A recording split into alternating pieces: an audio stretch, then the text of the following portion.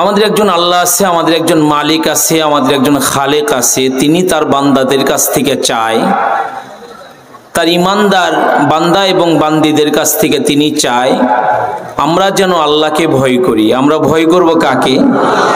আরো জোরে বলেন, কাকে? আল্লাহকে। কারণ যেন সিনার মধ্যে আল্লাহ পাকের ভয় আছে, এই মানুষটার দাম দুনিয়ার কারো কাছে না থাকলেও আছে কার কাছে? আল্লাহর কাছে তার দাম আছে। আল্লাহ তাআলা আমাদেরকে বড় আদরের সুরে, বড় মায়ার সুরে ডেকে বলেছেন, ইমানদারেরা ইত্তাকুল্লাহ, আমি আল্লাহরে ভয় করো। আল্লাহকে ভয় করবো তো ইনশাআল্লাহ। আপনারা কি ঘুমাই গেছেন নি ভাই? ঘুমান নাই কারা? দেখি তো হাত তুলে আল্লাহর দেখান, দুই হাত সোজা সোজা সোজা, নারে তাকবীর, নাড়াচাড়া দেন তো একটু ভাই। মাশাআল্লাহ, হাত নামান। আপনারা ঘুমান নাই, আপনারা ভালো। ওমন ঘুমায় না রে, নাম জপ আল্লাহর, একদিন ঘুমাইবারে মন কবর মাজার। মনরে বুঝান, কবরে লম্বা সময় আপনাকে আমাকে ঘুমাতে হবে। আজকে এলাকাতে হচ্ছে, ওলামায়ে কেরাম আসতেছে, বয়ান করতেছে। মনরে বুঝান, মন একটু শোন, খেয়াল করে শুনলে চলার পথে কথাগুলো অনেক দিন কাজে আসবে ইনশাআল্লাহ। ইয়া আইয়ুহাল্লাযীনা আমানুত্তাকুল্লাহ। আল্লাহ তাআলা দাড়ি টুপিওয়ালা ইমানদার মুমিন মুত্তাকি পরহেজগার নামাজি সুন্নতওয়ালা আল্লাহকে পাইতে চায় এমন বান্দাদেরকে আল্লাহ নিজে ডাইকে বলছে, ইমানদারেরা শোনো, হে আমার ইমানদার বান্দা বান্দিরা শোনো, ইত্তাকুল্লাহ, তোমরা আমি আল্লাহরে ভয় করো। করবো তো ইনশাআল্লাহ। দিলের মধ্যে আল্লাহর ভয় নাই। আমার দেশের ফকির থেকে শুরু করে রাষ্ট্রপ্রধান পর্যন্ত তাদের চলাফেরা কথাবার্তা শুনলে বহির প্রকাশ ঘটে যে আল্লাহর ভয় সিনার মধ্যে নাই। থাকলে এরকম উল্টাপাল্টা এলোমেলো কথা কইতো না, এরকম আইলা যাইলা আলাপ করতো না, যদি আল্লাহ পাকের ভয় থাকতো। ভুলাই গেছে তারে কে বানাইছে, ভুলাই গেছে রব্বে কারীম আল্লাহ তাআলাকে। আল্লাহ ডাইকে বলছি, ইমানদারেরা শুনো, আমি আল্লাহকে ভয় করো। শেখ জুলফিকার আলী নকশবন্দি তার খুতবাতে জুলফিকার মধ্যে লেখে, পূর্বের যুগের একজন মুসাফিরের সিনার মধ্যে আল্লাহর ভয় ছিল। এক মুসাফির নদীর পার দিয়ে যাচ্ছে, ক্ষুধার্ত।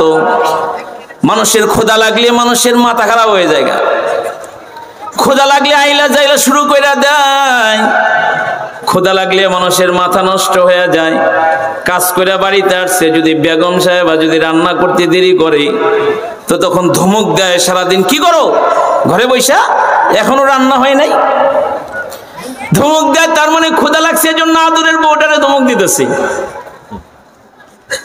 মুসাফির নদীর পার দিয়ে যায়, দেখে নদীর পার দিয়ে পানিতে বেশি একটা আপেল ফল যাইতেছে, দেখতে তরু তাজা।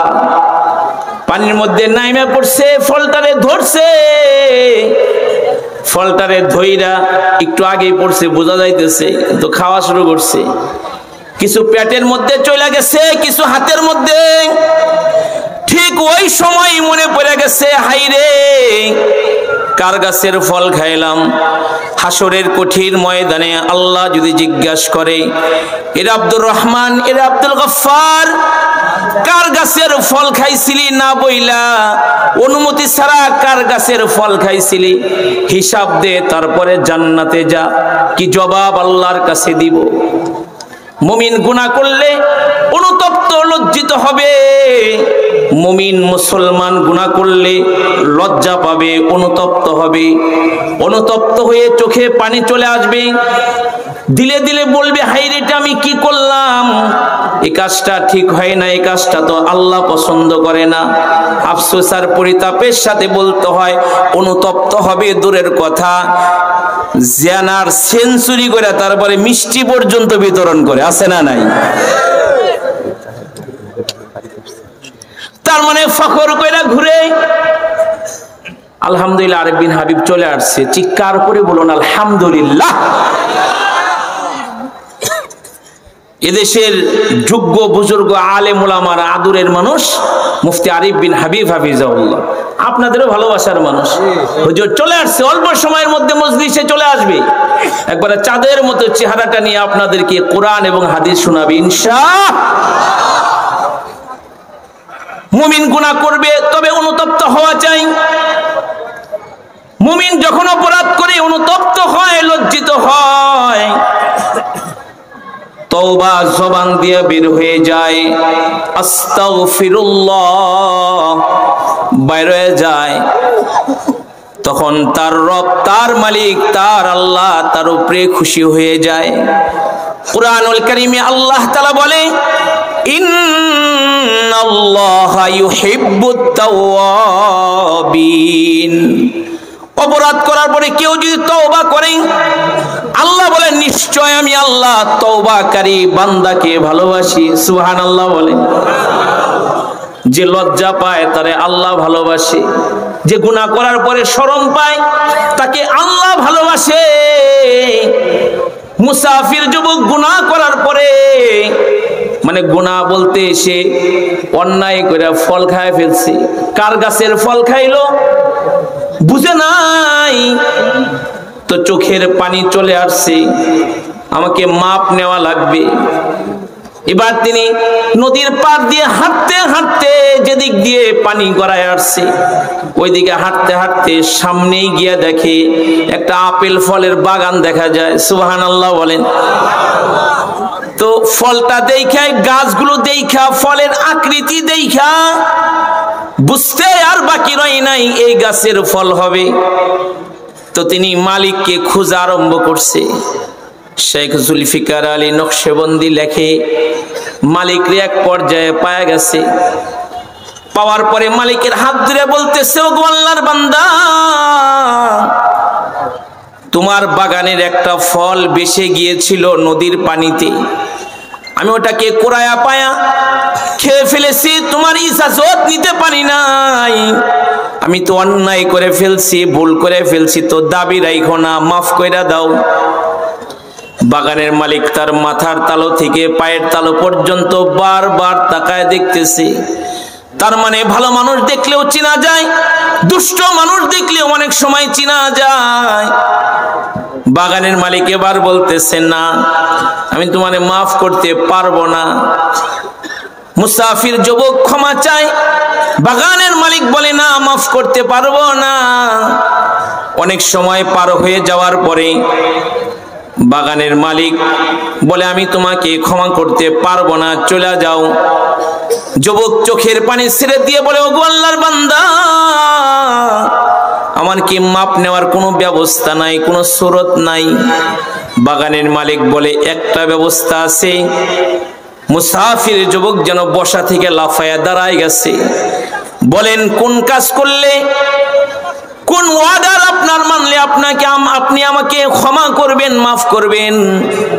বাগানের মালিক বলে, শোনো তাহলে, আমার একটা মেয়ে আছে, আমার মেয়েটা দুই চোখ দিয়া চায়া দেখতে পায় না, আমার মেয়েটা বদির ও কানে শুনতে পাই না, আমার মেয়েটা বুবা, ও কথা বলতে জানে না, আমার মেয়েটা ল্যাংড়া লুলা, হাঁটতে চলতে জানে না। আমার এমন মেয়েটাকে যদি তুমি বিয়ে করো, জীবন ভৈরা যদি আমার মেয়েটার খিদমত তুমি করো, এই কাজটা করলেই তোমাকে আমি মাফ করে দিব, তা না হলে তোমাকে আমি মাফ করব না। তাহলে আমি তোমাকে মাফ করব না যদি বিয়ে না করো। যুবক চিন্তা করলো, হাই রে, অন্ধ মেয়েকে বিয়ে করতে হবে, কথা বলতে পারে না, কানে শোনে না, ল্যাংড়া, এই মেয়েটাকে বিয়ে করতে হবে, এখন আমি কি করতাম? যুবক চিন্তা করলো, দুনিয়ার কষ্ট সহ্য করা সহজ, হাসরের কঠিন ময়দানের কষ্ট সহ্য করা সম্ভব নয়, জাহান্নামের আগুন সহ্য করা সম্ভব নয়। ও বাবা, দুনিয়ার আগুন মানুষের হাত পোড়ায়া দেয়, মানুষের পা পোড়ায়া দেয়। হাদিস শরীফে আছে, জাহান্নামের আগুন মানুষের কলিজা পোড়ায়া দিবে। যুবক চিন্তা করলো দুনিয়াতেই কষ্ট করে নেই। এই মৈশালহার সাটুরিয়ার কোন যুবককে যদি বলা হয়, কোন মেয়ের বাপ যদি বলে বাজান রে আমার মেয়েটার চোখ নাই, ও কানে শুনে না, কথা বলতে জানে না, ও ল্যাংড়া, আমার মেয়েটাকে যদি তুমি বিয়ে করো, মানিকগঞ্জ শহরে আমার 2টা বাড়ি আছে 5 তলা করে, যদি আমার কন্যাকে বিয়ে করো আমি তোমার নামে লেখা দিব। যুবক জবাব দিবে, ধে আমি হলো সুন্দর দেখে এটা বিয়ে করো, বাড়ি মানিকগঞ্জ শহরে 10টা দিলে হইব না, আমার বউটা হইবে একেবারে রূপসী সুন্দর, ল্যাংড়া হবে না, অন্ধ হবে না, বদির হবে না, বুবা হবে না, আমি সুন্দর একটা বিয়ে করব, 10 বাড়ি দিলেও কাজ হইতো না। আমার ভাইয়েরা, যুবক বিয়ের জন্য তৈয়ার হয়ে গেল, রাজি হয়ে গেল, বিয়ে পড়ায় দিল। এবার যুবক বাসর ঘরে যাবে, ঘরে ঢুকতে একটা কাজ করতে হয়, ওই কাজের নাম যেন কি? হ্যাঁ, সবাই কন্যা কি লিগে জানা নাই? সালাম দিতে হয়, ঘরে ঢুকতে সালাম দিতে হয়। ঘরে মানুষ থাকবা না থাক, ফিরিস্তারা থাকে না, ঘরে সালাম দিব ইনশাল্লাহ বলুন সবাই। গত কয়েক বছর আগে নাগরপুরে এক মাহফিলে এসেছিলাম, সালামের ফজিলত নিয়ে বয়ান করেছিলাম। তো সকালবেলা আমি যখন সাভারে চলে গিয়েছি, একজন ফোন দিছে, হুজুর আপনি তো আমার ঘরে আগুন লাগাইছেন। আমি বললাম ভাই এটা কি করে সম্ভব? গেলাম ওয়াজ করতে, কার আপনি সালামের ওয়াজ করছেন? আমি ঘরে 2টা বাজে রাত জুড়ে করে বউরে সালাম দিছি, দরজা খুলে বউ আমারে বলে, এই আমি কি তোমার শাশুড়ি লাগি, তুমি আমার সালাম দিলা? বউরে যে সালাম দেওয়া যায় এই নারী জানে না। বউরে সালাম দেবো ইনশাল্লাহ বলেন, ভিন্ন নারীরে সালাম দিন না, মোহব্বত বাড়ানোর দরকার কি? তার লগে মারে সালাম দিব, খালামণিরে সালাম দিব, ফুবি মারে সালাম দিব, নিজের বিবিরে সালাম দিব ইনশাল্লাহ বলেন সবাই। ঘরে ঢুকতে সালাম দিল, জানে ঘরের ভিতর থেকে জবাব আসতো না, কারণ বউ তো বুয়া। মাঠে ঢুকে পড়ছে, নারে তাকবীর, নারে তাকবীর। হুজুর চলে আসতেছে, আলহামদুলিল্লাহ, আমি শেষ করে দিচ্ছি। আমার ভাইয়েরা, ঘরের মধ্যে ঢুকতে সালাম দিছে, তো ঘরের ভিতর থেকে মিষ্টি আওয়াজে সালামের জবাব আসছে। নারীদের কণ্ঠ মিষ্টি হয় না? কথা বল না, নারীদের কণ্ঠ তো দারুণ মিষ্টি করে আল্লাহ বানাইছে। কিন্তু হাদিসে কি আছে জানেন? নারীরা স্বামীর সাথে যখন কথা বলবে তখন মধু ঢাইলে কথা বলবে, মানে কথার সাথে মধু মিলাইয়া দিবে। আর যখন ভিন্ন পুরুষের সাথে কথা বলবে তখন কি মধু দিয়া নাকি কর্কশ ভাষায়? কিন্তু আফসোস, এখন স্বামীর সাথে কর্কশ ভাষায় বলে, আর যদি রং নাম্বারে কলায় বলে তখন মিষ্টি শিরা ডাইলা দেয়, মধু ডাইলা দেয়। আল্লাহ, আমি শেষ করে দিচ্ছি। হযরত চলে আসছে, হযরত কি বসতে দেন? হযরত আসছে, একটু বসতে দেন হুজুরকে। আলহামদুলিল্লাহ, আল্লাহ পাকের শুকর, আল্লাহর ওলি চলে আসছে, আমরা হুজুরের বয়ান শুনবো ইনশাআল্লাহ।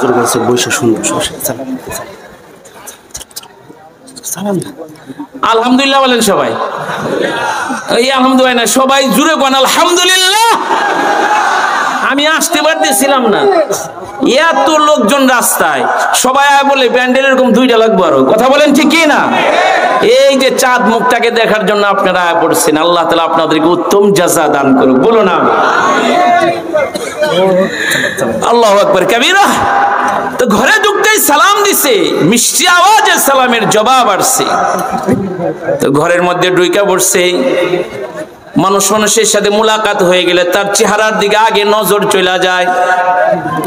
তো চেহারার দিকে নজর চলে গেছে, তাকা দেখে একবারে চোখওয়ালা এক মানে সুন্দরী রূপসী বয়ে রয়েছে। সুবহানাল্লাহ বলেন। চোখ ভালো, চোখ কানা না, অন্ধ না। ঘরের মধ্যে ঢুইকে পড়ছে, মেয়েটা খাট থেকে নাই মা সালাম করার জন্য আগায় আসছে, তার মানে পাও ভালা। মনে মনে চিন্তা করে শ্বশুর কইল কি কাজ হইতেছি কি, জায়গা সকালে শুনুমনি কি লিগে গেলে বলছে বাসর রাত গুরুত্বপূর্ণ রাত, ঝামেলা করে নষ্ট করব না। বাসর রাত কাটায় দিল, সকালবেলা বাইরে হইছে, শ্বশুর আব্বার লগে দেখা, শ্বশুর আব্বা জামাইরে সালাম দিছে। সুবহানাল্লাহ বলেন। নতুন নতুন লাগতেছে যে শ্বশুর জামাইরা সালাম দেয়। আমার দেশের শ্বশুররা শুধু অপেক্ষা করে জামাই সালাম দিব, আমি দেবো কি লিগা। কিন্তু হাদিস শরীফে আছে বড় ছোটকে সালাম দিবে, ছোট বড়কে সালাম দিবে, মা তার মেয়েকে সালাম দিবে, ছেলে তার বাবাকে সালাম দিবে, বাবা ছেলেকে সালাম দিবে, শ্বশুর জামাইকে দিবে, জামাই শ্বশুরকে দিবে। মনে থাকবে তো ইনশাআল্লাহ? শ্বশুর সালাম দিছে, সালামের জবাব চলে আসছে জামাইয়ের কাছ থেকে। এবার শ্বশুর জিজ্ঞাসা করে বাজান আমার মেয়েরে কেমন পাইলা? জামাই জবাব দেয় আপনি যে ধারণা দিচ্ছেন তার তো ধারে কাছেই নাই, এ তো চরম সুন্দরী, তো পরম সুন্দরী। বাজান শুনো, আমি আমার মেয়েটাকে অন্ধ বলছি এজন্য, আমার মেয়েটা কোনোদিন কখনো গায়রে মাহরাম পুরুষকে তার দুই চোখ দিয়া তাকায়া কোনোদিন দেখে নাই। যাদের সাথে বিয়ে জায়েজ, খালাতো ভাই, মামাতো ভাই, চাচতো ভাই, আওলাইতে ভাই, বয়ফ্রেন্ড, এগুলো কোনোদিন সে চোখ দিয়া তাকায়া দেখে না, এজন্য তার আমি অন্ধ বলছি। আমার মেয়েটাকে আমি বদির বলছি, বুবা বলছি এজন্য কোনোদিন সে পরপুরুষের সাথে ফোনে কথা বলে নাই, ফোনে আলাপচারিতা করে নাই, এজন্য তারা আমি অন্ধ, তারা আমি বদির বলছি, তারা আমি কি তাকে বুবা বলছি, তাকে আমি ল্যাংড়া বলছি। এজন্য কোনোদিন আমি বাবার ইজাজত ছাড়া সে ঘরের বাইরে পা রাখে নাই। আফসোস, নিজের মেয়েকে যদি বলি মা ঘরের বাইরে যেও না, ঘরের বাহিরের পরিবেশ ভালো না, তো মেয়ে বাবার নামে শাকায়াত করে যে আব্বা বলে ঘরের বাইরে যাইতে দিবে না, আমি ফাঁসলে মরে যাবো, গায়ে জীবন রাখবো না। মানে বর্তমান সময়ের মেয়েদেরকে ঘরে রাখা মুশকিল, কথা বলুন ঠিক কি না? তারা বাহিরের সময় বেশি কাটাতে চায়, তাদেরকে দেখা যায় পার্ক, স্কুল, কলেজ, ইউনিভার্সিটির কথা বলে, কোচিংয়ের কথা বলে বলে তাদেরকে পাওয়া যায় গুনাহ খাতার মধ্যে, কথা বলুন ঠিক কি না? কিন্তু ওই বাবা বলে আমার মেয়েটা কোনোদিন আমি বাবার ইজাজত ছাড়া ঘরের বাইরে পা রাখে না, এই জন্য আমি ল্যাংড়া বলছি। আমার মেয়েটা কোরআনের হাফেজা, হাদিসের আলেমা।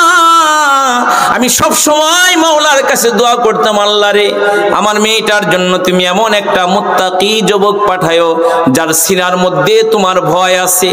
আমি যখন দেখলাম আমার বাগানের বেশে যাওয়া ফল যে কেউ খাইতে পারে, কিন্তু তুমি অনুতপ্ত লজ্জিত হয়ে মাপ নেওয়ার জন্য আমার কাছে চলে আসছো, চিন্তা করলাম এমন নওজওয়ানের সাথে যদি, এমন মুত্তাকির সাথে যদি নিজের কন্যাকে বিয়ে দিতে পারি, মুত্তাকি ছেলেটার সাথে এক সময় আমার মেয়েটা আল্লাহর জান্নাতে চলে যাবে।